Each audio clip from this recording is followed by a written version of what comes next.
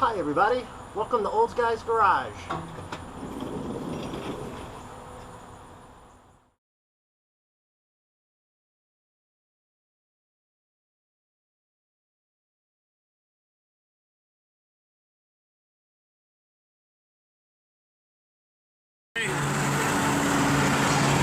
look at that! Another Oldsmobile.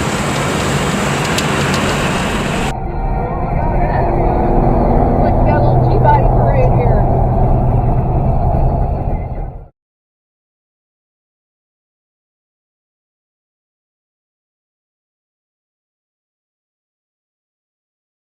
This goodness. Oh my gosh.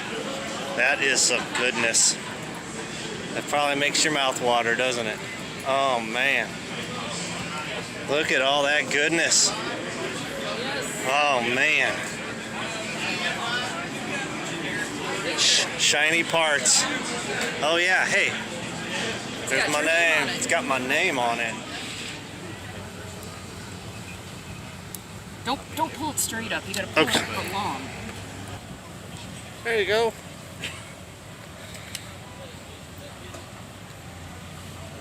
I think it looks pretty good.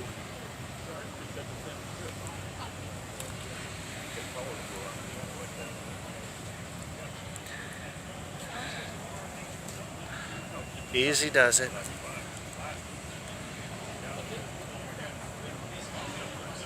Okay, now we're getting into the numbers. What is painless about? Why does it say? That's a company. Oh, really? Yeah. All right, we got it. Good job. Good job. Yeah. We can take an X-Acto knife and pop those bubbles when we get home. Okay. Looks good. Fried chicken ordered here from Uncle Lou's. World famous. Made in Memphis, baby. So Uncle Lou's back there in the kitchen working away. So we're looking forward to getting some grub in our tummies and trying some awesome fried chicken.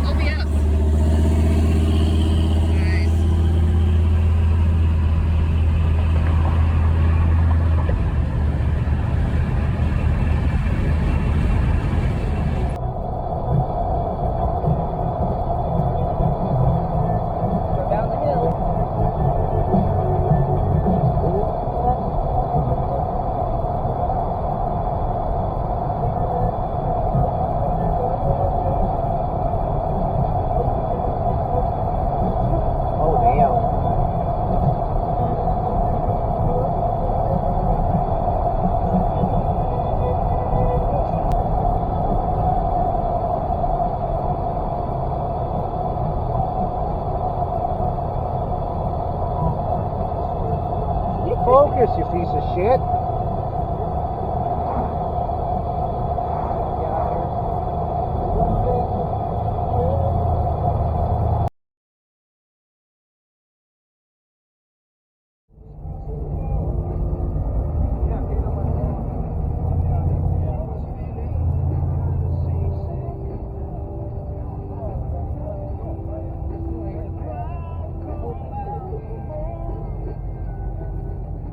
Parking. Cutlass is doing good. Better than me. I'm burning up. There's a 79. So, looks like there's a 79 Cuddy over here. Sitting pretty. It's just like we're always on the late show. We're always in the last lot, even though we do the routed tour. Routed highways. Route. Official route. We do the official route.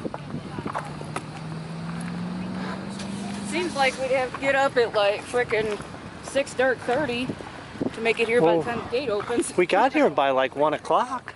Yeah. The gates open at noon. Shit, how'd everybody get in here so quick? I know, right? Oh, and the best part, cool old bridges with cool old cars. Can't get the river, I got a truck by me. Oh yeah. So beautiful.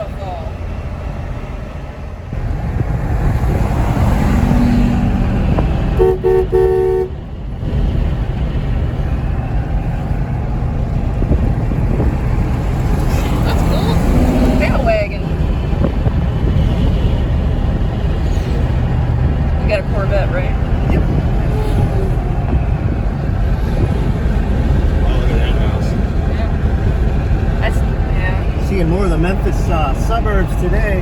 Yes, sir. C3 Vet. Convertible. Well, we're pulling in here where all the cars are parked. Got a Wow, look at the breeze. patina on that thing. Yeah, that's pretty cool. It says U.S. Army. Looks like it was burned, almost. Well, if you can save it, save it. They all need to be saved. I don't know if that's real patina or not, but that vehicle looks awesome. I'm not too good at identifying World War II and earlier vehicles. I need to get better at that because they are cool. Suburban. So first gen C10. Suburbans are so cool. That's an old Buick there. Yeah. Yeah, I like that Mustang. No, they put a bed on it. El Fox Arrow. Seen a lot of different cars this time.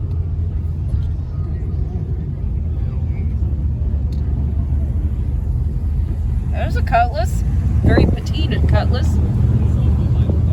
He's got a number 3 painted. I think we saw that on, he says autograph the hood. I'm gonna have to go over there and draw something on it.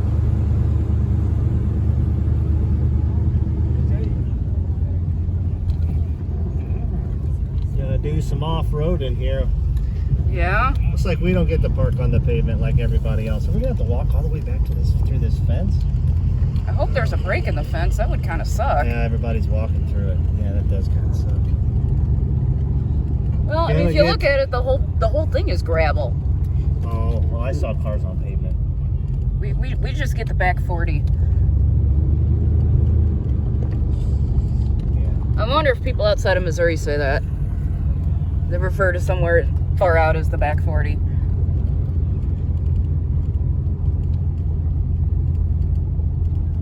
I know they don't have gooey butter. Well, I don't know. Red Hot Riplets. They don't have Red Hot Riplets. I posted that on Reddit one time and the guy was like, I had to Google that. They were saying that people in the Midwest just eat bland food. They don't like anything spicy.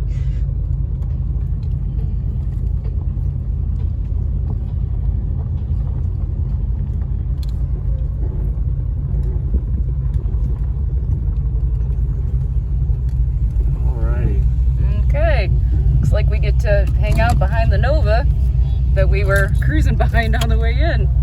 So here we are. Here we are. We made it. Yes.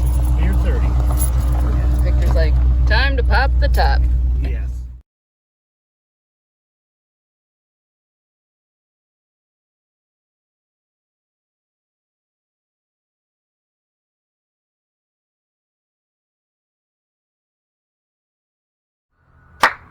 Hey everybody, welcome back. Good to see you. So, if you're on your way home from Power Tour, I hope you have a safe trip and an uneventful one. So safe and uneventful and fun. So anyhow, yep, we're back from Power Tour. As you can tell, I got the one souvenir that I wanted to get was a Power Tour sticker, so we ended up getting that. So I wanted to talk about some of the things that I learned from doing my first Power Tour.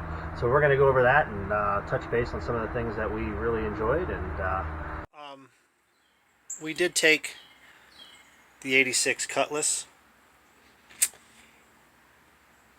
The motor in it was put in 2001, so I was running on a pretty old motor. Well, I have to check the miles. I think the miles on the motor is 40 to 60,000, somewhere in that range. So the water pump was kind of old. My dad and I put that on quite a few years ago, minimum of 15 years ago. So I was tempted to bring a spare, tempted to bring bearings for the hubs. So that just kind of gives you some idea. You know, the brakes have been brakes are good, but they have they were done quite some time ago again. So there was some elements on the car that definitely had some age. The front shocks, I really wish I would have replaced them, much like I did the rears. The front shocks are older than the rear shocks, so I definitely wish I replaced those beforehand. I still have some shaking, some vibrations, 55, 60 mile an hour plus, even with my new tires. So I'm hoping that new shocks up front will solve that. If not, I'm looking into some other issues. Ball joints are still holding good up front. So all in all, it was a good. The car was good, but like I said, it did have some things that made you wonder. Hey, is this thing gonna hold up? Let's take it pretty easy. Let's not be too rough on it. So that's why I was driving the way I was. Wasn't trying to, speed race like a lot of other guys were doing, 70 to 80 miles an hour. I didn't want to do that. It was already hot. I didn't want to heat up my rear end gear for that kind of distance. I do have 373s. I don't have highway gears. So, if you wanted to do power tour and set a car up to it, hey, you maybe put some 308s in it. And man, you could really get some top end speed out of that for cruising, so and then there was the carburetor on this car. It has never been rebuilt since I bought this car in 1997. It did have some minor work. It had a bad needle in one of the secondaries, I believe, that was repaired by the dealership when I purchased it. And I've just been a little hesitant to get into the carburetor in this car. I really want to get in and clean all the smog stuff out of the engine bay. That may lean me to go with an Edelbrock carburetor instead of the Quadrajet. Even though I like the Quadrajet on this vehicle, it is very durable and predictable and runs relatively well. So even though this one here, as far as performance goes, I definitely think, hey, it's got some miles on it and it's getting a little old. What else was there? The fuel pump. It's been on there for 15 plus years. So there's definitely some things on the car hanging in there. Doesn't have a ton of miles on it, over the last 10, 15 years since these additions were put on or the work put on. But so I just took it easy. And for the most part, the car mechanically did great. I did have that tire issue, as I'm going to mention I don't know how many times in this video. So, but the car did great. It really did. So before I get into the guts of the video, I just wanted to say that we did book our hotels early as soon as the notifications for the Power Tour came out, where you can actually reserve your spot and get your tickets. For Memphis, we for the first stop, we were within an hour, I would say 45 minutes from the fairgrounds. Afterwards, we probably drove about a half hour away from the fairgrounds towards the next venue, and ironically, we were really close to the turnoff for the designated route for that day. So we tried to book our hotels where we gained a little ground after the event as well, within a half hour, because I think if you go too far out of that, if you go too far away from where the venue was the day before, you're going to probably be staying past where the designated route starts.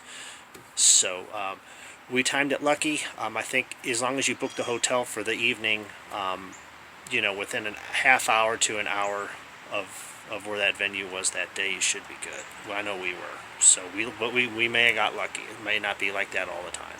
So we, of course, had a cooler for food and sandwich stuff, a cooler for drinks. I had a drop cloth in case I had to work on the car. I had a piece of cardboard in case I had to work on the car on the ground. Brought my tool bag with my most frequently used sockets and wrenches that I've used on this car. What else? I had the jack stand. I had my light bar. I brought an extension cord, battery charger, jumper cables. I had the jack I just decided to just go with the jack that's in this car. They were pretty heavy duty back then. A lot more trust in these than what's out there now. So But that's pretty much what I brought as far as tools and stuff go. And we brought our little suitcases, brought our chairs to hang out in at the venue. Gosh, what else was there? And I brought, cleaning supplies. I brought some distilled water and some antifreeze, just because I recently changed the radiator out, and I wanted to make sure that was working through, and we were at the right level. Also brought an extra quart of oil, just to keep an eye on. Do have just in case, the engine ran low for some reason. So, but yeah, that's just some of the prep that we did before the trip. Another thing too, I really wasn't concerned. I didn't like the gas prices, but I kind of was expecting them to be like $5 by summer, just given the current situation. So that's a nice thing about planning far ahead for a vacation. You can work towards it, put money away for it. You don't got to use a credit card or anything. You've got money stashed, and just kind of budget for what gas prices might be, or dining might be, or whatever like that. So that's a really good idea too, to keep people from using a credit card. Just do side work, or work extra hours if you have to, put money away, get a budget before you leave, for your vacation. Book it 6 months out to a year.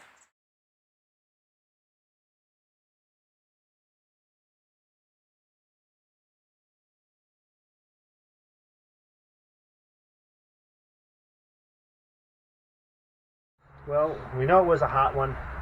I definitely did the right thing, putting the improved radiator, the 3-row radiator in from Summit. It was a factory stock replacement, painted black, meant to look just like the stock one did.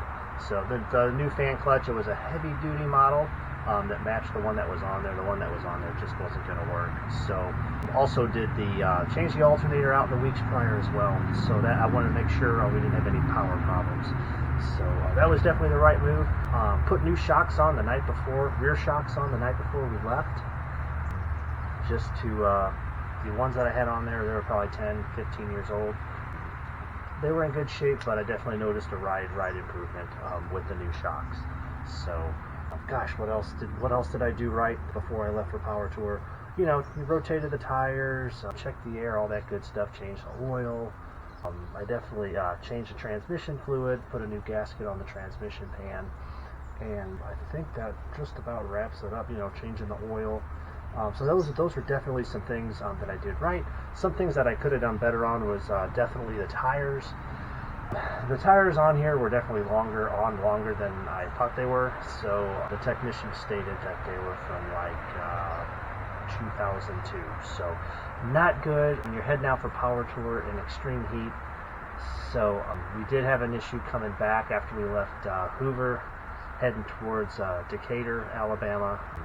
One of the tires started to bulge through the tread, so it made quite an uncomfortable ride. I pulled off. I let some air out of the tire. It didn't really make a difference. I was just hoping to get to my destination where the tire shop was in Decatur. So had a stressful 20-minute drive, remaining, just kind of puckering up, for lack of a better term, and hoping the tire makes it. I did have a spare tire. Again, not the best. It was one that came with the car. It was a light roll tire, so I have a 15x7 super stock rim that I have, that I already have on the car. I'm definitely going to get a Cooper Cobra on that one, just in the future. If I'd had a spare tire, it would have been an issue. I just would have swapped it out and kept on going, So, and then perhaps got the tire fixed or replaced, when I got home or whatever. The other thing too, it was definitely hot, as I mentioned before. This definitely kind of inspired me. Should we do another Power Tour, particularly in a warmer climate? Probably get the air conditioning going again in the 86 Cutlass here. All the components are there. I definitely would like to convert it to the 134 refrigerant. But yeah, that's definitely, if you can get AC in your car, hey, definitely go for it. Definitely make that ride down a little easier. There was quite a few intermittent stops on some of the designated roads that Hot Rod Power Tour printed out for us to take. Keeping your car cool and keeping you cool, definitely a priority for sure. Oh yeah, it was definitely bring a lot of suntan lotion, bring your own cooler for sure, chairs, cover if you want it. It was definitely a big deal. Another thing, if you like hanging out by your car, bring like a pop-up tent. I think they come in different sizes. I'm definitely going to do that next tour, even if I have to throw it in the back seat. it's just great to hang out. Some of the venues don't have as much shade cover and everything, so if it is hot and you're looking just to rest or even work on your car instead of working on your car in the sunlight, you have a little shade cover. So just another way to keep cooling and enjoy your trip. So this was our first power tour, and we did get there early on day one, which really helped, especially with the registration. So there was a registration line fairly long most of the day. So if you don't mind waiting, some people that were in line had their own umbrellas, keep cool. Some others just suggested, hey, if the line is long, just enjoy your day, go see the cars, the vendors, all that fun stuff, and then as the line eventually recedes by the end of the day, to go ahead and do your registration then. The designated route, it was awesome. Probably the best part of the tour. I actually liked it better than just seeing the cars in the stadiums. It was just so hot. But driving around, with all the cool classic cars, through the back roads was really, really an awesome experience. Definitely encourage others to do that as well. So we did a minimum of 2 of those. We did 3 stops. We were just going to do 2 stops, but having experienced it, we really, really liked driving around with the old cars. And it was definitely worth it from the second route from Nashville to Hoover. The side roads were really, really scenic, and it was really, really worth it. So one of the more memorable moments of going down the side roads through the old towns was seeing the fans waving everybody by, the little boys and girls waving to you as you're going by, or they have the little signs asking you to rev your engine or do a burnout, stuff like that. So that was really fun. I mean, made it really memorable. I know we were pulling into our last stop in Hoover. It seemed like a lot of fans were just seated right up on the entranceway because it was all shaded, just watching all the cars come in. That was really cool too. Absolutely. We also had a great time at the hotels. Some hotels had more older cars than others, so it's kind of like your own car show. By the time you got to the hotel, clean up, just walking around, seeing everybody's rides from hotel to hotel. I mean, that was a nice bonus as well. Hanging out afterwards was great too. Some hotels, there's more people hanging out than others. But we had a great time. I believe it was a night in Memphis, before the power tour started. There's a bunch of guys there just hanging out, talking about cars till like midnight, 1 o'clock in the mornings. I shouldn't have stayed up that late, but we were eager to go come Monday morning, to get to the Memphis Fairgrounds and get registered and check out everybody's awesome ride. Most of the vendors are the same. Cars change up. There are certain cars they show. There was like an electric El Camino. There was a carbon fiber Charger that was really awesome. There was a vintage, I believe, Camaro that had a really cool paint job on it from back in the day that was original, which was really cool to see as well. And there was some customs there as well. Different cars. I know the Vice Grip garage guy Derek was there in Hoover. My wife was really excited, got a picture with him. He's a really nice guy, so he had some of his cars out there too. So they kind of got the rustic look going on, which is really neat. I mean, who wants to spend like 20-30 grand on like a new paint job these days? I mean, it's getting ridiculous. I might as well just do it myself.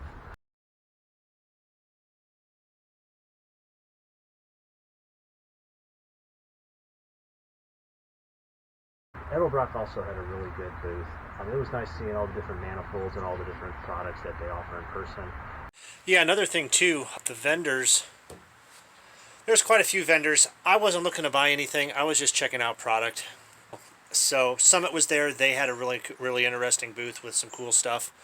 QA1 was there. They had a really good booth. There was a couple of transmission companies. A lot of these booths, depending on your credentials, you can get free stuff from them. Excuse me, that's one thing I didn't really look into because I figure I got enough hats and other stuff, and I didn't really want to, pile more junk in here at my house. So, but yeah, a lot of vendors were there. Each one of them had, people there lining up to talk to them. So, hey, if you're looking to update your car, there's definitely a wide array of vendors that were there attending the show. Most of the time it was the same ones from stop to stop, but I didn't really pay a whole lot of attention. There could have been some new ones here and there, or maybe some stops had different, a different vendor or two than a prior one. But look into free gifts if that's your thing, and if you're into that. And the other thing too, there's a separate tent to punch your Power Tour card per stop. So that's usually in the back of the event somewhere, by the stage or furthest point from the entry. I don't know, I guess it is what it is. So there was like a gauge company there that did gauges, so that one definitely piqued my interest because I'm looking at a gauge or two for the 72. Always something there for somebody, Other than darn near blowing a tire, and we did get behind a semi going up a hill. Yeah, I think this must have been our heading to Paducah. Just had all new tires replaced on the 86 here. Yeah, some truck pulled in front of us. I didn't let off the gas because I was trying to get up the hill too, so he must have been 2 truck lengths ahead, or 2 car lengths ahead of me, and up comes a rock, hits the windshield. If that happens, the best thing to do when those trucks pull in front of you at short distance, just back off, man. I know I'm going to be doing that from now on, even if I'm going up a hill. If I have to suck it up, work up, go up the hill a little harder. It is what it is, So just watch out for the semis. Again, that's another pitfall going on just the highways. Side roads were awesome. We took the side roads pretty much from Paducah all the way home to St. Louis. So we kind of made our own little cruise, which was definitely well worth it. And this car gets the best gas mileage around 55, 60 miles an hour. So did really good coming home. So just watch out for those trucks and make sure you got good tires on your ride. So yeah, that about wraps it up as far as advice and what we learned on our first Power Tour. We're going to do it again, yes. Not sure when. Kind of depends on the venues and where the stops are and how far it is away. And we'll definitely be taking the 86 again. So, but yeah, it was a great experience. I highly recommend it, even if you don't have a classic car. There's plenty of parking for people that are just following all the cars around. They even have parking for you guys, so you don't have to, pay the entrance fee or anything. You could just follow around the old cars and pick up what the route is and go from there. So it was great meeting everybody, all the talent out there. The car mechanics, many of them got creative twist to them. Doing all kinds of stuff with all these parts for cars. It's really inspiring to see what other people are creating and doing with their vehicles, man. And just to get out and drive with everybody. And that's one thing great about, that was probably another big thing about this event was, you'd pull up in the gas stations and just other people there getting gas or shopping or whatever it might be, or showing you pictures of their car and all that good stuff. So everybody had stories. It was just an all-out awesome experience. Highly recommended. Definitely going to do it again. That's just such the great thing about cars in general. It really brings people together. In a world where it seems like we got mainstream media and politicians always trying to create as much divisiveness as possible between everybody. It's just nice to get out and everybody's in their car and everybody, was supporting one another and waving at everybody, and it was just an all-out great experience. So, if you haven't done Power Tour yet, definitely think about it. It's definitely one of those challenges as well. Man and machine, how far can your car go? I know this thing, we definitely haven't put it through the paces that we did. During this, I did have faith in it though. Usually we would go on 1 or 2 hour trips at the most, not be putting 3 to 5, 6, 8, 7 hours of drive time on it per day. So, whether it be 3 to 5 hours getting to the venue and then half hour to the next hotel, and then maybe going out to the restaurant or whatever it is we're going to eat. So all in all, it's just a great experience. Yeah, just meeting everybody, hanging out with everybody, seeing all the cars. That challenge is there. You're going to be able to make it or not. So, highly recommend doing at least 3 stops. That way you get to do at least 2 cruises, 2 designated routes on the back roads with the classic cars. So definitely highly recommend that too. Keep your car cool. Make sure you got good tires. Pay a mechanic, or definitely get into it and look it over before you go on the tour. If you think there might be a cooling issue with your car, don't be afraid to put it out in the middle of rush hour traffic and just see how it performs, because that's the best representation of what it might be like, waiting in lines in Power Tour. But yeah, anyways, thanks for tuning in, everybody. Really appreciate it. It was nice meeting everybody. I think I gained like 100 followers over this week. So lot of kudos to my wife. She's kind of like running like an Instagram account. So I just set this channel up to help people out, even especially newbies out there that might have just got a car and trying to figure things out without having to pay a mechanic, you know, tons and tons of money just to do, you know, get the car running or whatever it might be. So anyhow, thanks for tuning in, man. Really appreciate it. And just remember, whether it's a muscle car, classic car, a race car, your dream car, let's keep them running, and I'll see you next time. It's like we got one of those old white knuckle bridges coming up.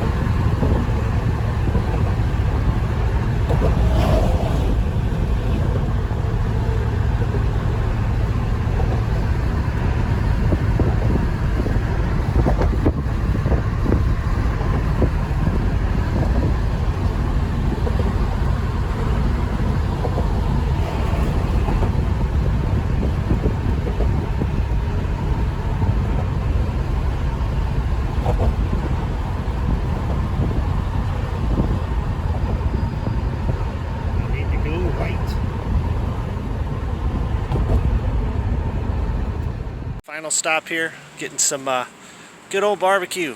17th Street barbecue. Got the Cuddy parked out in front. So gonna grab a late lunch here and continue on our journey home.